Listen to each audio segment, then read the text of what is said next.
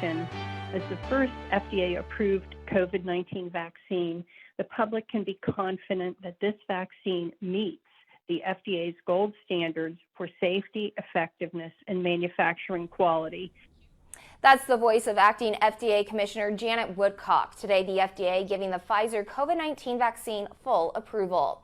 Good evening, I'm Hallie Jones. No longer under emergency use authorization. Top health experts are hoping the FDA's approval will persuade vaccine-hesitant people to get the shot. KRHD News reporter Hannah King spoke with folks around the Brazos Valley who received the Pfizer vaccine about how they feel about the approval. News of there being a vaccine FDA approved for the fight against COVID-19 is a huge milestone as the world continues its battle with the virus. I was like, oh wow.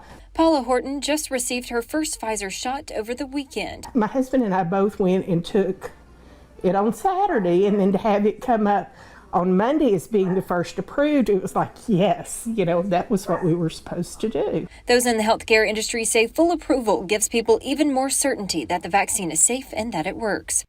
9 months we have been using these vaccines under what's called the emergency use authorization. These vaccines still had to meet certain safety measures and still had to prove that they were effective.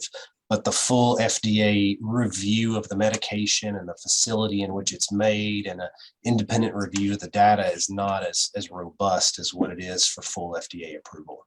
Adding extra confidence for those who were once on the fence, like Jan Sartain. We saw the article on the way here this morning, and we were super excited. We actually were pretty hardcore against the vaccine for a while, and there were several things that happened that really just made us feel a little bit more urgent about getting it done this past week. So Friday, her and her husband both received their first Pfizer shot. I was actually shocked that it was approved. I didn't think it would happen that fast. It's very exciting that it's been FDA approved. Made me feel comfortable knowing that it was approved.